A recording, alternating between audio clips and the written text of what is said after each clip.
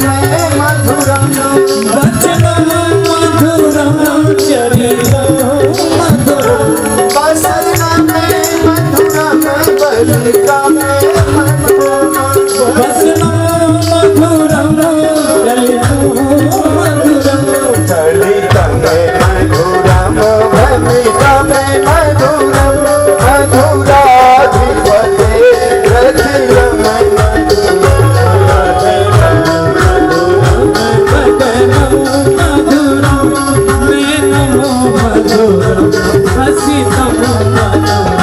जय श्री राम।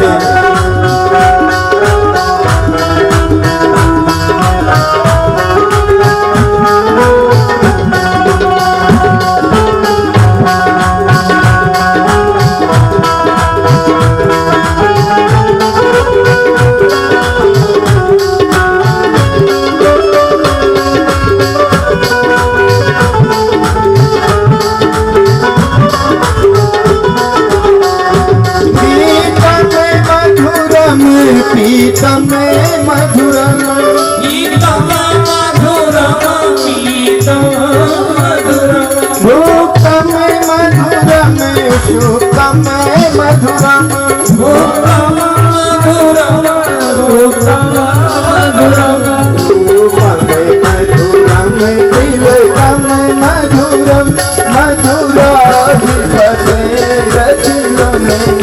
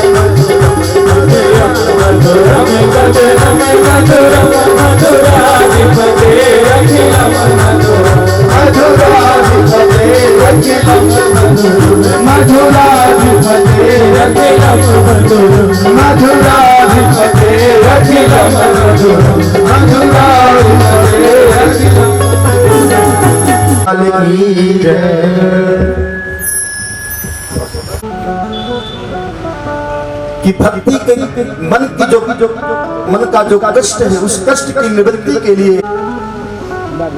सनत कुमार जी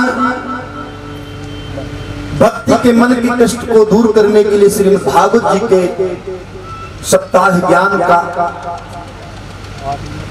आयोजन करने के लिए प्रेरणा दी कि हे नारद, सत्कर्म सूचको नूनम ज्ञान यह श्रुतो श्रीमद् भागवतालापः सातु गीता सुकादि।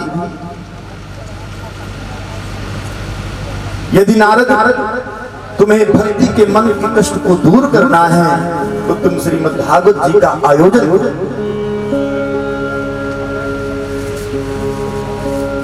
क्यों? क्योंकि कलयुग में केवल भगवत नाम ही ज्ञान, वैराग और साथ में भक्ति प्रदान कर सकता है, मोक्ष का प्रदाता है। इसलिए हे नारद, तुम श्रीमद् भागवत जी का आयोजन करो। तब नारद जी ने कहा, नारद जी भगवान सनत कुमार जी से कि हे प्रभु, इस कथा का आयोजन कहाँ किया जाए?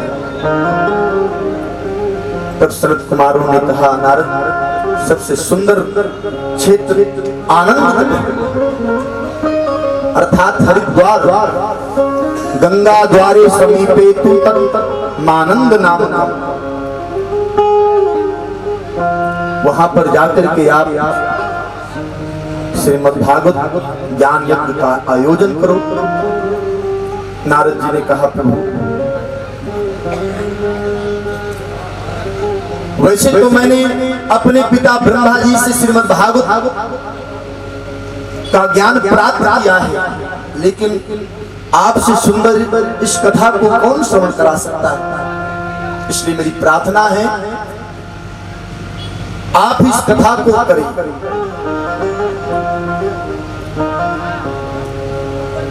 नारद जी ने हरिद्वार में आकर के गंगा जी के तट पर एक सुंदर व्यास मंच बनवाया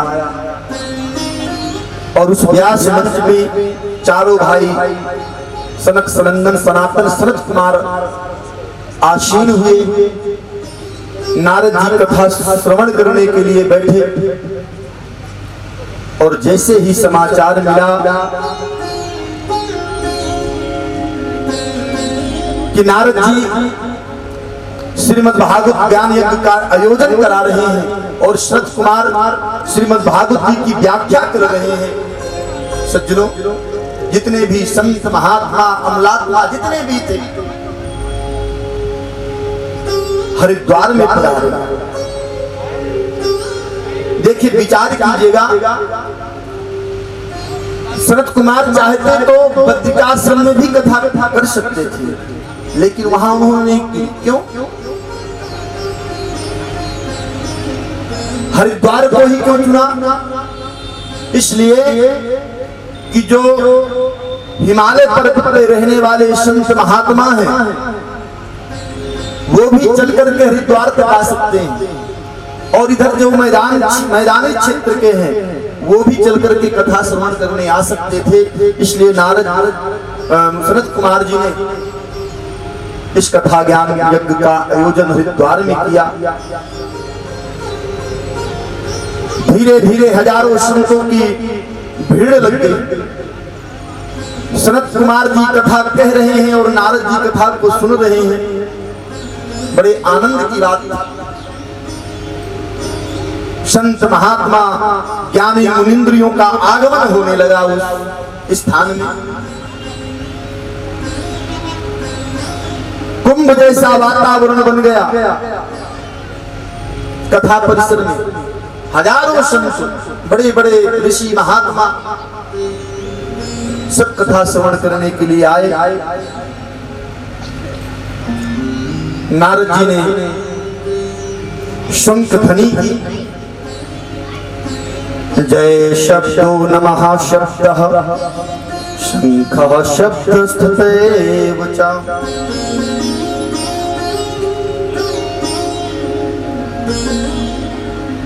नारद जी मुख्य यजमान के रूप में विराजमान है।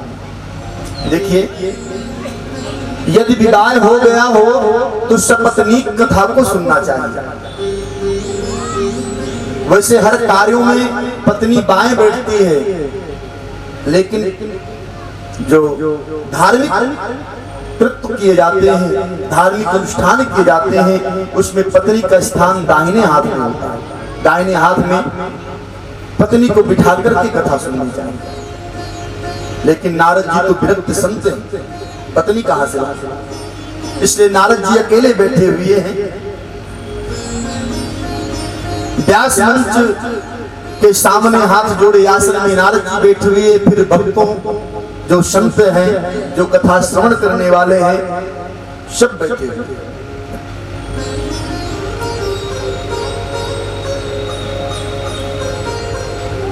श्री सनत कुमार जी बड़ी सुंदर बात कहते हैं सदाशिव्य श्रीमद्भागवती कथा यस्याः श्रवणमात्रेण हरिश्चिन्तयेत् समाश्रये।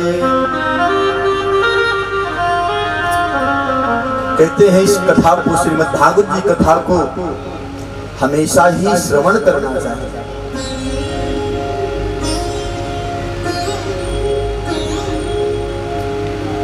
इस कथा को श्रवण करने से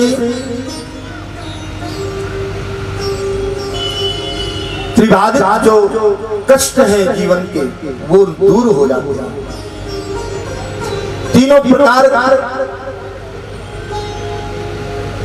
पाप नष्ट हो जाते हैं इस कथा को श्रवण करने से।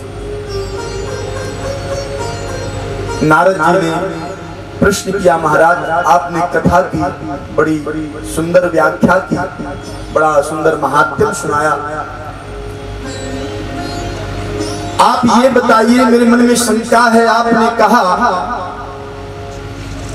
चलो कथा सुन करके मुक्ति को प्राप्त हो जाएगा, ठीक है, लेकिन पापी व्यक्ति यदि मरने के बाद प्रेत बन जाए और उस प्रेत के निमित्त कथा सुनाई जाए, वो मुक्ति को प्राप्त हो जाए, इसमें मुझे संशय है, इसका मुझे निवारण। अर्जुनों देखिए, मुंचा ज्ञान आत्मदेव जी के पास और बोले, बेटा कथम रोदस विप्रत्वम काते चिंता बलीयसी वदम तुम सत्वरम मह्यम स्वस्य दुःखस्य कारणम्।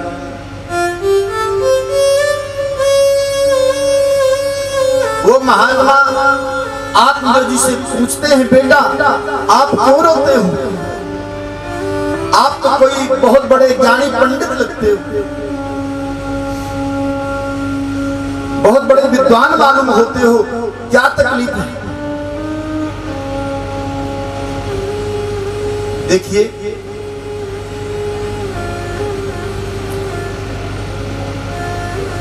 संत महात्मा उस आत्मदेव का रोना सुनकर के आत्मदेव जी के पास आए, पूछ रहे, बेटा क्यों रोते हो? आप तो एक बहुत बड़े विद्वान मालूम पड़ते हो। चरणों में गिर पड़े, बड़ा आत्मदेव संत। आत्मदेव कहने लगा, महाराज क्या बताऊं, मैंने जो पाप कर्म किया है आज उसे भोग रहा हूं। बोले, ऐसी क्या बात हो गई? आत्मदेव जी कहने लगे, महाराज मेरे द्वारा दी हुई चीज को देवता पितर स्वीकार नहीं करते हैं।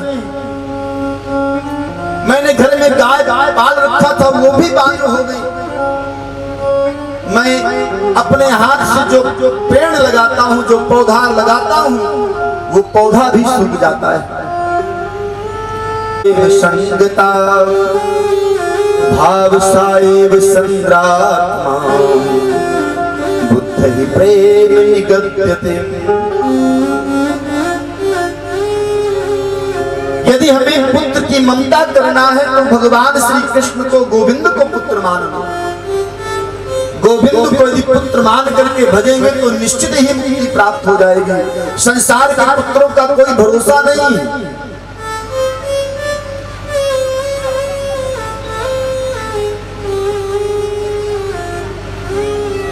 पुत्रों को लड़का भी कहा जाता है, आप लोग सुनते होंगे।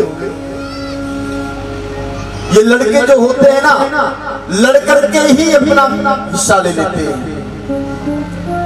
ऐसे पुत्रों को हमने देखा है कि पुत्र जो है लड़कर के अपना नाम सार्थक करता है। इसलिए पुत्र की कामना एक अज्ञानता है। जब इस प्रकार महात्माओं ने आत्मदेव जी के सामने कहा, आत्मदेव जी कहने लगे, महाराज ये अपना ज्ञान का व्याख्यान दूसरी जगह कीजिएगा, मुझे तो सिर्फ पुत्र चाहिए और नहीं तो मैं अपने प्राणों का त्याग कर दूंगा। उन महात्माओं ने आत्मदेव के मस्तिष्क की रेखाएं देखा और कहने लगे कि ब्राह्मण, हम तुम्हारे मस्तिष्क की रेखाओं को देख रहे हैं। तुम पुत्र के लिए रोते हो ना, तुम्हारे तो 7 जन्म तक पुत्र नहीं। अब तो आत्मदेव जी और बड़ी जोर जोर से रोने लगे। बोला, महाराज मैं तो इसी जन्म के लिए रो रहा था कि पुत्र नहीं है, आपने तो 7 जन्म तक बता दिया कि पुत्र नहीं होगा। अब तो मुझे मरना है और निश्चित मरना है।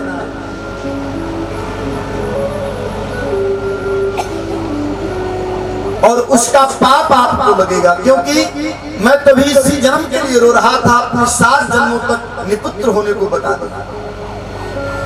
अब संत महात्मा बड़े आश्चर्य में पड़ गए, तो क्या हो गया?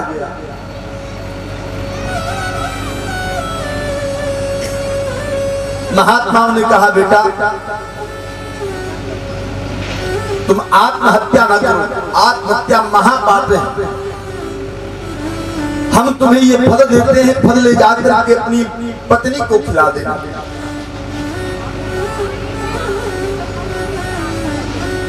उसके सुंदर पुत्र होगा। आत्मदेव जी ने उन महात्माओं से फल लिया और खुशी के मारे उन्मत्त होता हुआ दौड़ता हुआ अपनी पत्नी के पास गया घर में और अपने पुत्र को धुंधली को दे दिया।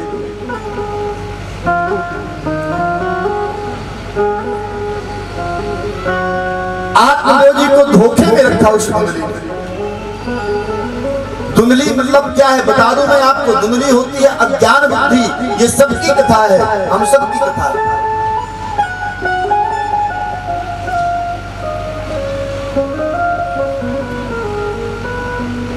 आत्मदेव कहते हैं जीव को, और जो बुद्धि है वो प्रत्येक जीव की पत्नी है।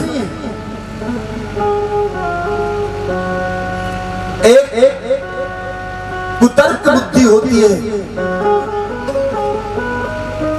और एक सत बुद्धि होती है। आत्मदेव के पास कुतर्क बुद्धि नाम की पत्नी है, जो बड़ी ही कर्कशा स्वभाव की है, झगड़ालू स्वभाव की है, हर चीज में कुतर्क करती है।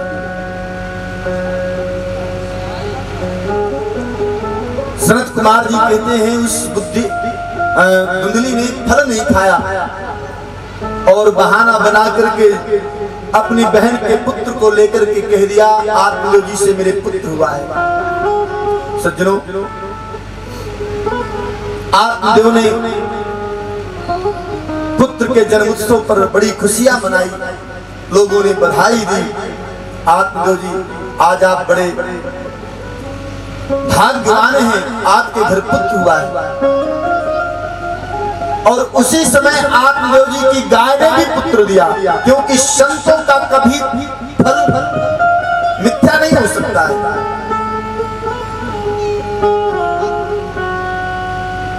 गाय ने भी एक पुत्र को जन्म दिया जो मानव के रूप में था। उसके कान गाय की थी, बाकी पूरा सर्वांग मनुष्य। गोकर्ण पंडित हो ज्ञानी धुंधकारी महाखला।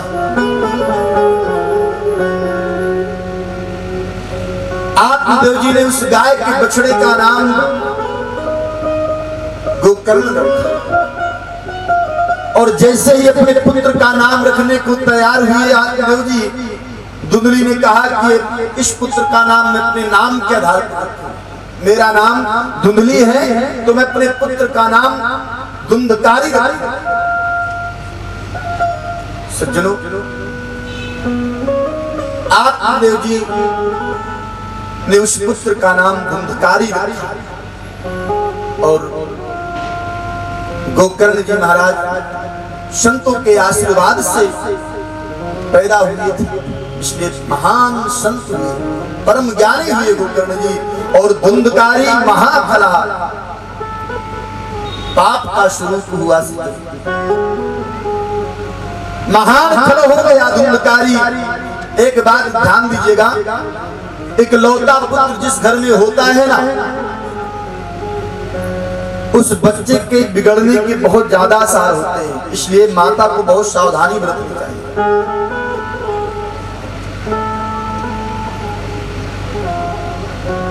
वैसे समझदार एक पुत्र सारे कुल को पवित्र कर देता है, तार देता है, लेकिन यदि महाखल हो गया, पापी हो गया,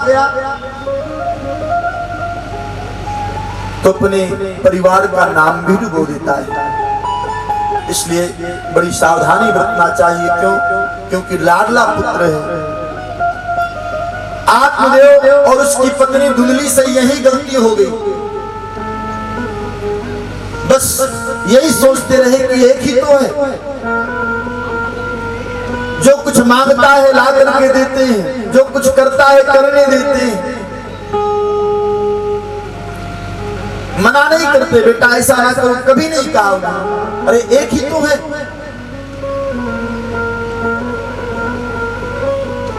पहले कांच की गोलियां खेले, कांच की गोलियां खेलते खेलते ताश पत्ते खेलने लगा, ताश पत्ते खेलते खेलते जुआ खेलने लगा, जुआ खेलते खेलते महाराज मदिरा सेवी हो गया, और मदिरा सेवन के कारण वेश्यागामी हो गया। जितने भी संसार भर के दुर्गुण थे उस धुंधकारी में आ गया। जुआ खेलता है तो पैसे की आवश्यकता होती है, माता से पैसे लेकर के जुआ खेलता है, लेकिन कब तक माता देती है? जब धुंधली ने मना किया तो चोरी करने लगा, एक आध बार पकड़ा भी गया। सज्जनों, आत्मदेव जी का आज हृदय बड़ा दुखी है कि हे प्रभु, जया सुधा दुष्षदा ममता विमुच्य पश्यनिशं जगदिदं क्षणभंगनिष्ठं वैरागरागरसिको भो भक्तिनिष्ठः।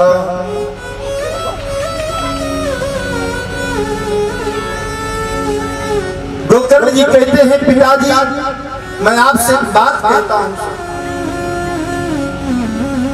पहले तो इस शरीर का अभिमान का त्याग करो, हमें देह अभिमान को त्यागना चाहिए। मैं शरीर हूं ऐसा मानना छोड़ देना चाहिए, हम शरीर नहीं है।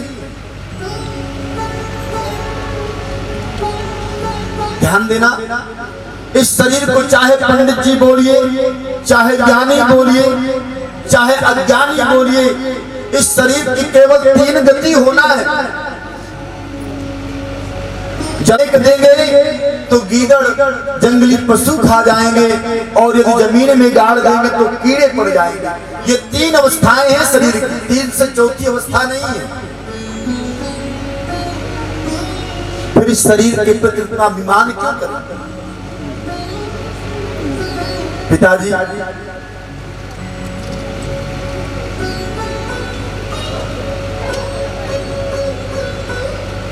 ये जो हमारा शरीर है,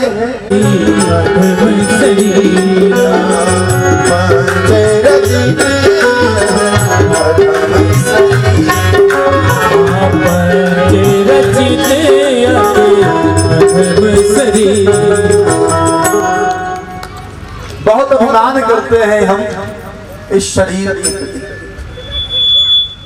लेकिन यह शरीर पंचायती है, पंचायती है। इस शरीर में हमारा कुछ नहीं है।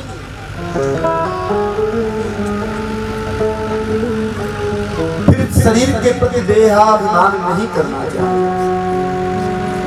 फिर कहते हैं जया सुतादिश सदा ममता विमुक्त।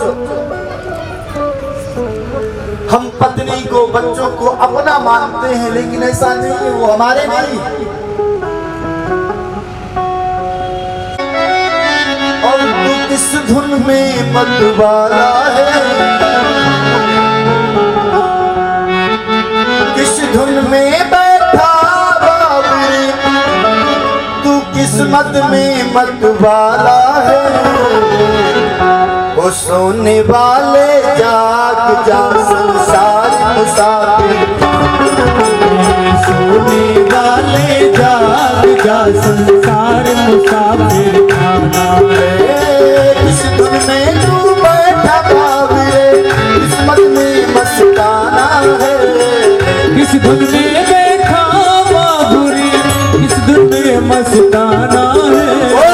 सोने वाले जाग जा संसार मुसाफिर, सोने वाले जाग जा संसार मुसाफिर खाना है।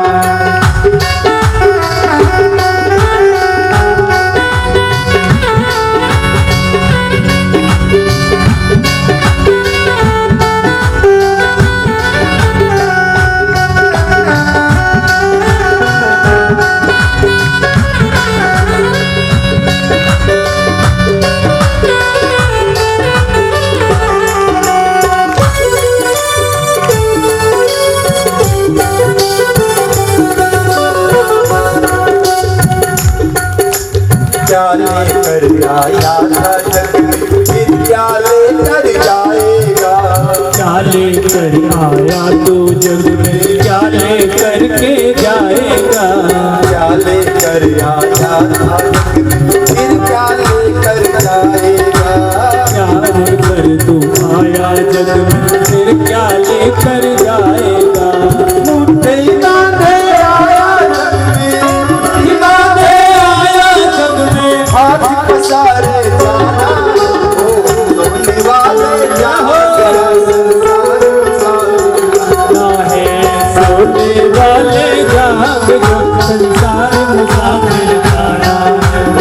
सोने वाले जाग जा संसार मुसाफिर, ना है सोने वाले जाग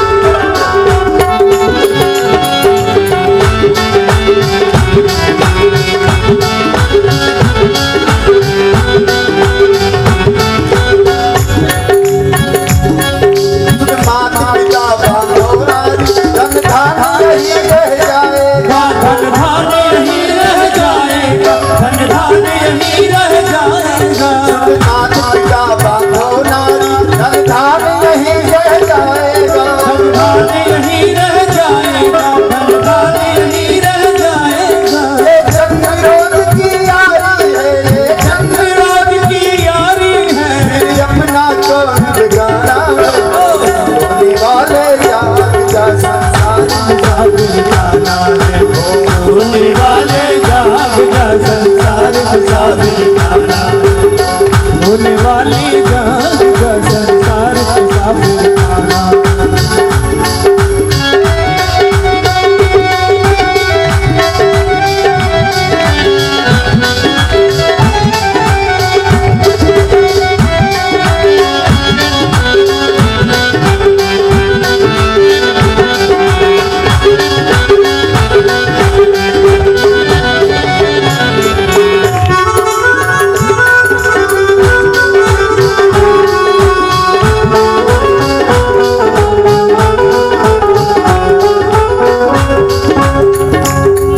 सभी तालियों की सेवा करते हुए यदि हरि नाम जपो फिर ऐसा समय न आएगा, ऐसा समय न आएगा, ऐसा समय न आएगा। यदि हरि नाम जपो फिर ऐसा समय न आएगा, ऐसा समय न आएगा, फिर ऐसा समय न आएगा। पाकर कंचन सीतारा को, पाकर कंचन सीतारा को फिर हाथ नीज पछताना है वाले जात जब सोने वाले जाग का संसार मुसाफिर खाना है। इस धुन में बैठा बाबरे, इस धुन में बैठा बाबुरे, किस्मत में मस्ताना है वाले जात का संसार मुसाफिर खाना है। सोने वाले जात का संसार मुसाफिर खाना है। सोने वाले जात का संसार मुसाफिर खाना है। सोने वाले ऐसा संसार है कैसे से मर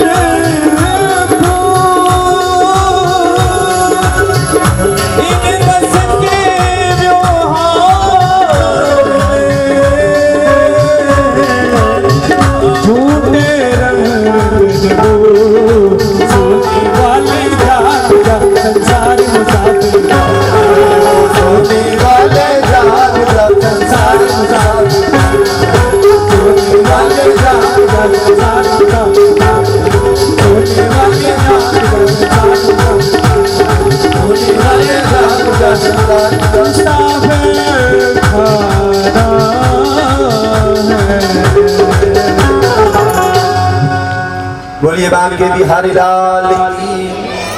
एक बार बड़ी प्रेम से बोलेंगे, बोलिए जय श्री राम हे, जय जय श्री राम हे। श्री गोकर्ण जी महाराज ने कहा सुकीयने बुधोश्रेण ब्रह्मत्वं नाशितं मया। वो छाया आकर के कहने लगी भैया मैं धुंधकारी हूं। गोकर्ण जी ने कहा धुंधकारी तुम प्रेत बन करके पड़े हुए हो, मैंने तो तुम्हारे लिए गया में जाकर के श्राद्ध किया है। कहते हैं गया में जिसका श्राद्ध हो जाए उसकी मुक्ति हो जाती है, लेकिन तुम तो अभी भी प्रेत बने हो। धुंधकारी ने कहा भैया आप गया में एक बार मेरे लिए श्राद्ध किया है, एक बार नहीं चाहे हजारों बार श्राद्ध करो फिर भी मेरी मुक्ति नहीं हो।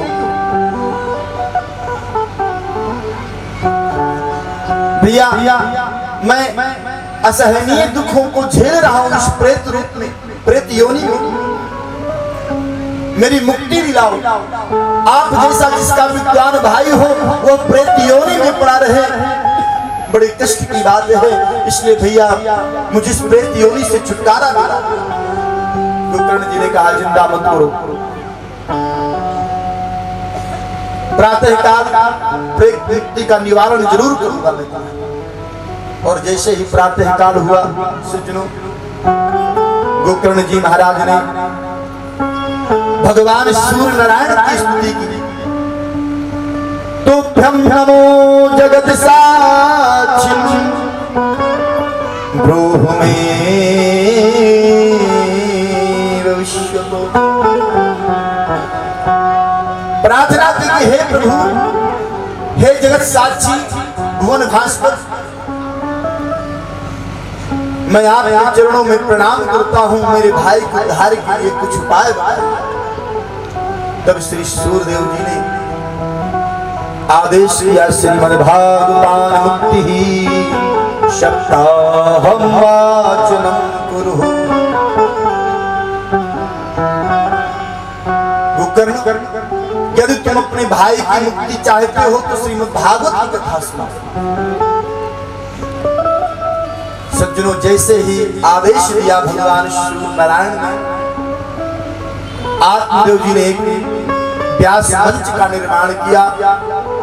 उस व्यास मंच के पास ही शब्द गांठ वाला एक बांस रखा और स्वयं गोकर्ण महाराज शासन पर आसीन हुए। धुंधकारी का आवाहन किया कि हे धुंधकारी भाई, जहां कहीं भी हो आकर के इस बांस पे आप बैठो। क्यों? क्योंकि प्रेत हवा होती है, हवा के रूप में होती है, प्रेत का शरीर नहीं होता है और हवा एक जगह रुक नहीं सकती है। इसलिए सख्त गांठ वाली उस बांस पे धुंधकारी को बिठाया गया। गोकर्ण जी महाराज बड़ी सुंदर श्रीमद्भागवत सप्ताह ज्ञान यज्ञ का पाठ किया। हजारों प्रेत पीड़ा विनाशिनी शब्दाहो पितथा धन्य हो कृष्ण लोक फलप्रदः। बड़ी सुंदर महिमा गाई गोकर्ण धुंधकारी ने। ध्यान देना, ये कथा प्रेतों का भी उद्धार करने वाली है। जैसे ही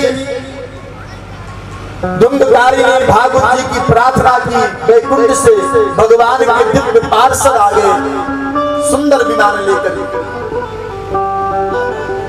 और कहा, धुंधकारी श्रीमान में बैठो, स्वर्ग चलो। जैसे ही धुंधकारी श्रीमान में बैठने को तैयार हुए, गोकर्ण जी ने कहा, रुको, यहाँ पर हजारों श्रोताओं ने बैठ करके कथा सुनी है, उनके लिए भी आप विमान लेकर के आए।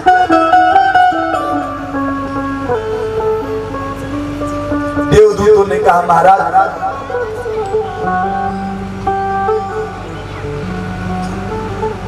धुंधकारी ने कथा को श्रवण किया है।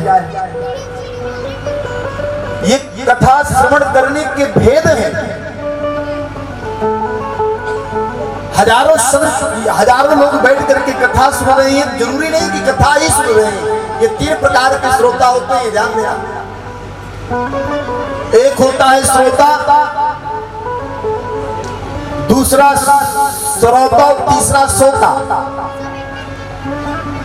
जो श्रोता होता है अपने कान व्यास जी की तरफ रखता है, जो भी व्यास जी बोलते हैं कानों के माध्यम से हृदय में उतार लेते हैं। और जो श्रोता होता है ना, वो इधर उधर की बात करेगा, कथा तो आ जाएगा सुनने के लिए, चलो कथा हो रही है बैठ करके सुनेंगे, समय कटेगा।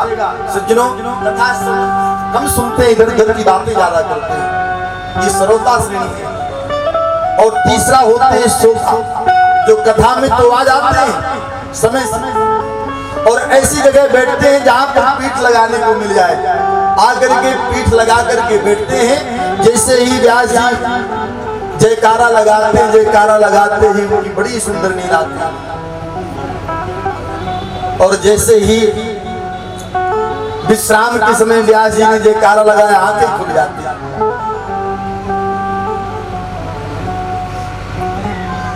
एक बार एक माता ने आकर के कहा, महाराज जी आप कथा बड़ी सुंदर सुनाते हैं। बोले क्यों, कैसे पता चला? बोली महाराज जब मैं आप कथा में आती हूँ ना, तो मुझे बहुत सुंदर नींद आती है, बहुत मीठी नींद आती है। घर में नींद की गोलियां खाती हूँ, नींद नहीं आती है, लेकिन आपकी कथा में आकर के बाद बहुत सुंदर नींद आती है महाराज, 3 घंटे सोती है। तो कहने का मतलब यह है कि ये श्रवण करने के भेद है। पार्षद कहते हैं भगवान के कि गोकर्ण जी आपके भाई धुंधकारी ने कथा को श्रवण किया है, उसको जरूरत थी, इसलिए उसने सुना और सुनकर के मुक्ति को प्राप्त हो। गोकर्ण जी ने कहा तो ठीक है, अगली बार कथा करूंगा, सभी श्रोता सुनेंगे। अब इस बार सभी श्रोता सजग हुए। गोकर्ण जी ने पुनः श्रीमद् भागवत सप्ताह ज्ञान यज्ञ का आयोजन किया और जैसे ही सप्तम दिन की कथा पूर्ण हुई, हजारों विमान स्वर्ग मंडल से आए। जिस प्रकार अयोध्या से जब भगवान श्री राम परम धाम पधारने लगे, उनके साथ हजारों अयोध्यावासी भगवान के साथ परम धाम को गए। आज उसी तरह गोकर्ण जी महाराज के साथ जितने भी श्रोता समुदाय था, सब विमान में बैठ करके परम धाम पधारते हैं। बोलो भागवत भगवान की जय। सज्जनों, श्री सुखदेव जी शरद कुमार जी कहते हैं, जब शरद कुमार जी कथा सुना रहे हैं, नारद जी बड़े आनंदित हो रहे हैं। नारद जी ने कहा, महाराज आप कथा के नियमों को बताइए, इसमें क्या क्या नियम है, कैसे कथा करना चाहिए। शरद कुमारों ने कहा, नारद जिस प्रकार हम घर में विवाह उत्सव मनाते हैं, कन्या के विवाह करते हैं जैसे घर में, वैसे ही श्रीमद् भागवत की कथा उसी मन से उसी तरह कथा का उत्सव मनाना चाहिए, वैसे ही खर्च करना चाहिए।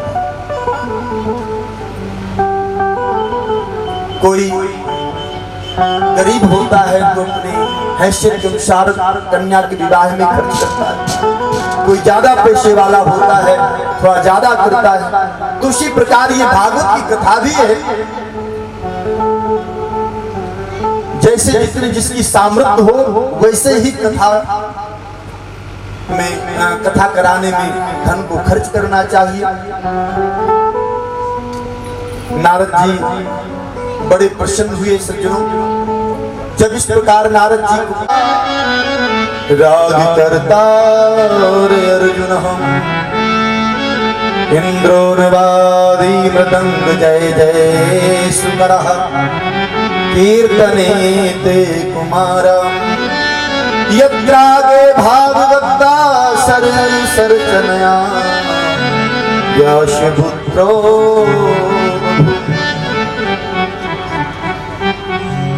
जितने भी संत महात्मा मलात्मा थे, सभी कीर्तन में उन्मत्त होकर के भजन जय जय राम श्री राम जय राम जय जय राम श्री राम जय राम जय जय राम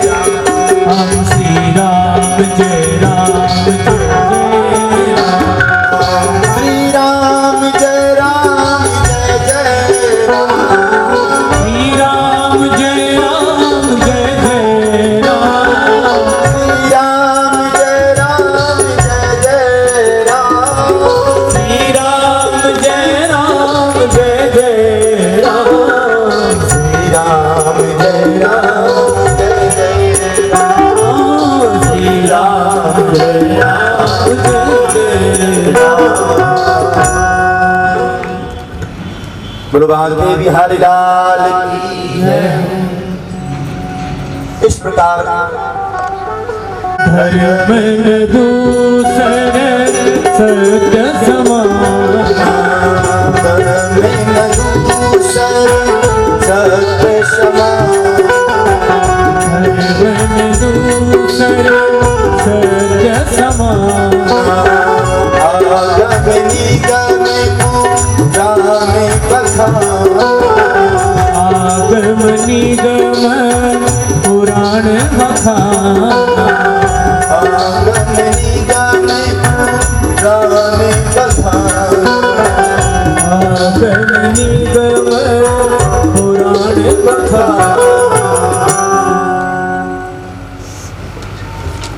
सत्य से बढ़कर के संसार में कोई दूसरा धर्म नहीं, इसलिए जीवन में सत्य को अपनाएं। असत्यादि पराधर्म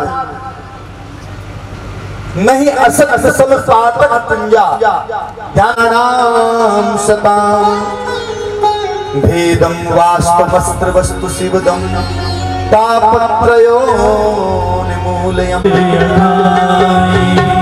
रस विशेष जाति रस विशेष जाति जिन्हें हरि कथा नहीं गा जिन्हें हरि कथा सुनी नहीं का श्रवण गंध पवन समान श्रवण रहे पवन समान।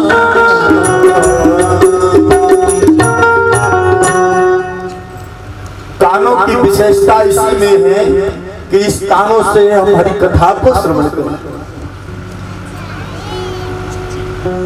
बिना हरि कथा सुने हुए कान ईंट गारे के पत्थर के समान है। से इतिहासानि चानघ आख्यातान्यापधीतानि धर्मशास्त्राणि आनयुतम्।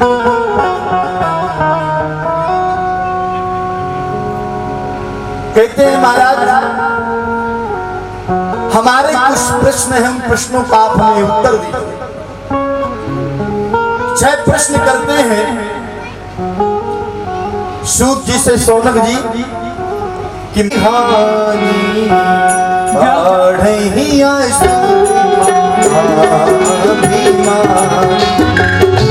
बाड़े असुर तब धरी प्रभु विविध शरीरा तब धरी प्रभु विविध शरीरा हरहि कृपानिधि सज्जन किया हरहि कृपानिधि सज्जन किया। प्रभा के भी हरिलाल की इस प्रकार में गोविंद प्रकट होते हैं और एक बार नहीं कई बार भगवान अवतार धारण करते हैं।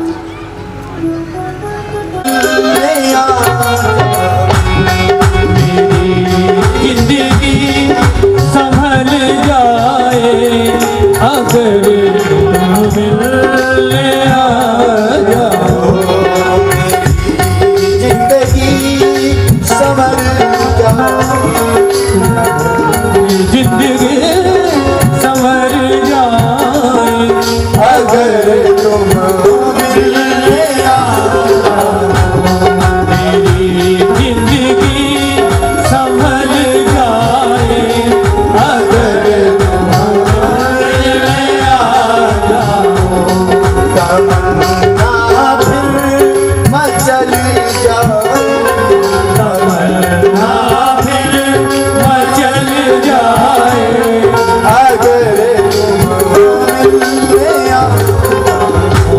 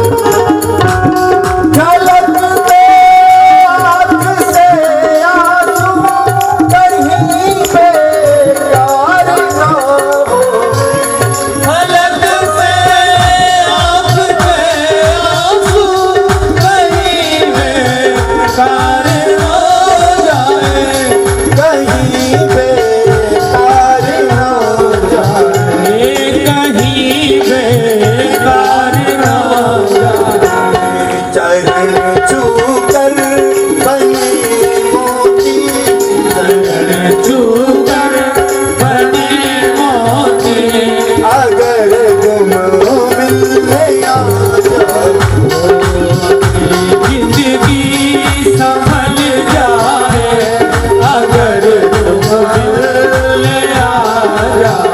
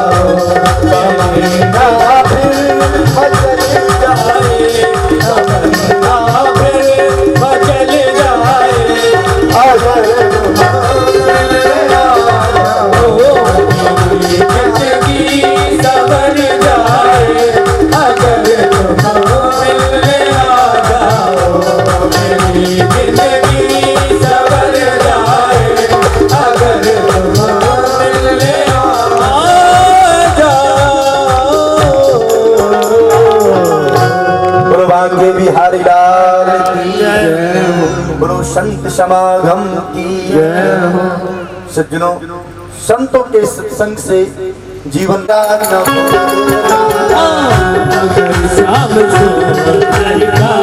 सहारा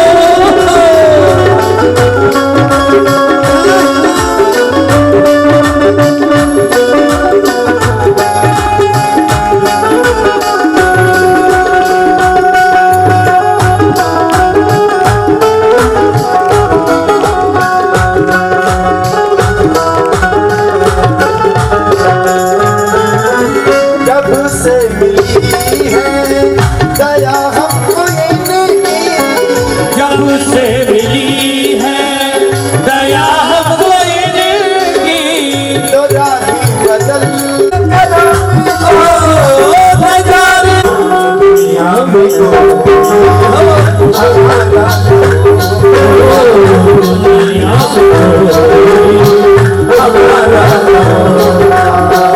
अगर श्याम सुंदर का सहारा हो। जय श्री राधे।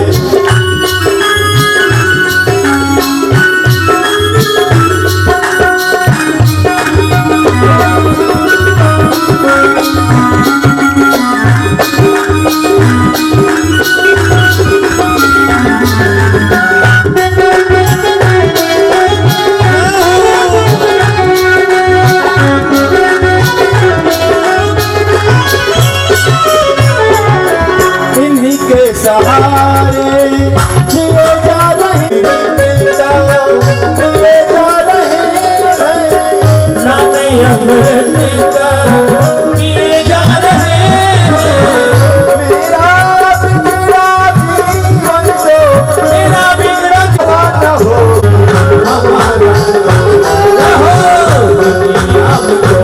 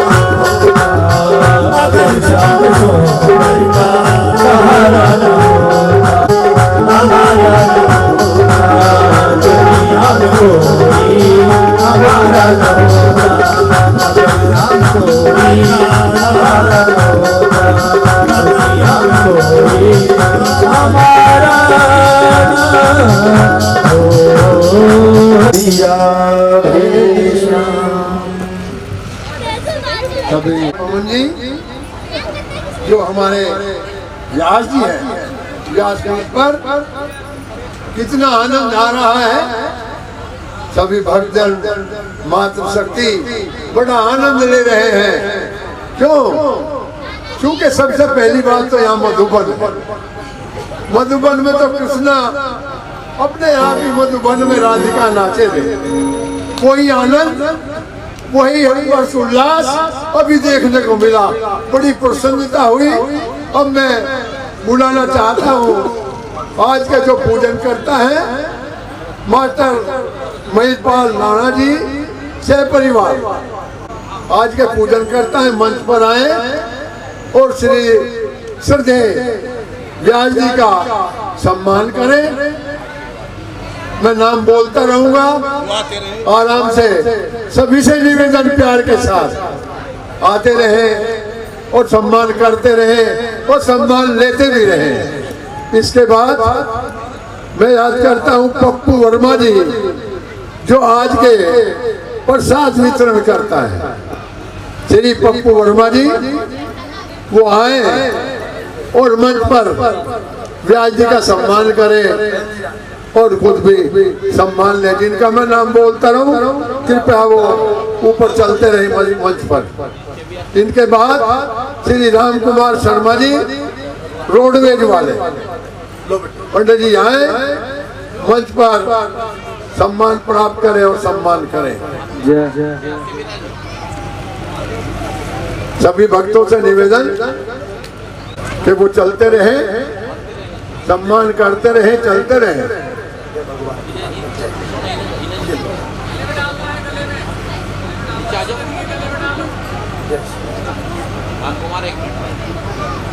श्री राम कुमार शर्मा रोडवेज वाले, कोई बात नहीं। श्रीमती सरोज अरोड़ा जी, श्रीमती सरोज अरोड़ा जी आए और व्यासपीठ पर व्यास जी का सम्मान करें और खुद भी सम्मान प्राप्त करें। भक्तों, इसी तरह से देखिए मधुबन है, यहाँ के पड़ोस वाले मोहल्ले वाले मेरी आवाज सुन रहे होंगे। अरे अमृत वर्षा हो रही है आपके पड़ोस में, आपके घर में, और आप अंदर हैं। बाहर निकलिए और भगवान के सम्मुख पंडाल में आइए समय से और भागवत कथा का आनंद लीजिए। श्रीमती सरोज अरोड़ा, अर्चना उमा शर्मा, राजवती कश्यप आते रहे। अर्चना उमा शर्मा, राजवती कश्यप, राजकली कश्यप, राजकली चक्की वाले, राजकली चक्की वाले, राजीव शर्मा जी हवेली वाले, विनोद शर्मा लाइट वाले, जो आप लाइट देख रहे हैं, राजीव शर्मा टेंट वाले, विनोद शर्मा लाइट वाले, देवदत्त कौशिक जी, देवदत्त कौशिक जी आए, जो प्रबंध करता है, समाज सेवी हैं, समाज की सेवा करते हैं और भगवान के भक्त हैं। श्री देवदत्त कौशिक जी। अब इंद्रजीत सिंह बिजरोल वाले, श्री देवदत्त जी के बाद, श्री देवदत्त कौशिक जी के बाद इंद्रजीत सिंह बिजरोल वाले, ओमपाल शर्मा जी मधुबन वाले, श्री ओमपाल शर्मा जी मधुबन वाले, श्री सुनील कुमार तोमर जी, श्री सुनील कुमार तोमर जी, श्री बहादुर सिंह तोमर जी, श्री बहादुर सिंह तोमर जी, श्री कमलेश मास्टर जी, मास्टर जी, सॉरी कमलेश मास्टर जी, कृष्णा देवी जी, कविता देवी जी, परमिला तोमर जी, की है आरती पापियों को भागवत भगवान की है आरती पापियों को अमर शक्ति भक्ति देव सब ज्योति जगाने अमर शक्ति मुक्ति मंत्र पंचम वेद निराला सब ज्योति जगाने हरि राम यही हरि राम यही जग के मंगल की आरती पापियों को श्री भागवत भगवान की है आरती पापियों को शांति की बादल को नीचे बातों को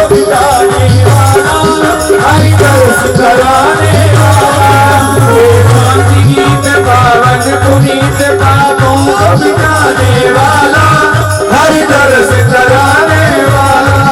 ये सुख करनी ये दुख हरनी, ये सुख करनी ये दुख हरनी, जीवन सूरन की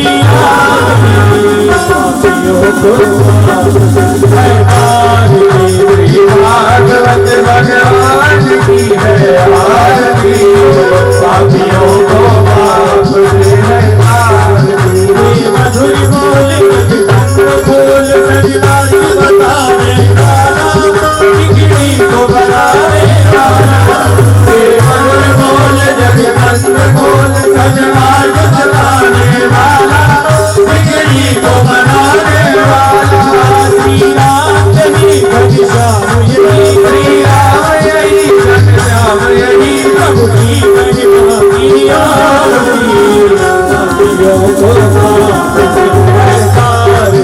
श्री भागवत भगवान की है आरती, सतियों को माफ से है आरती। कपूर गौरव करुणावतारम संसार सारम मुझे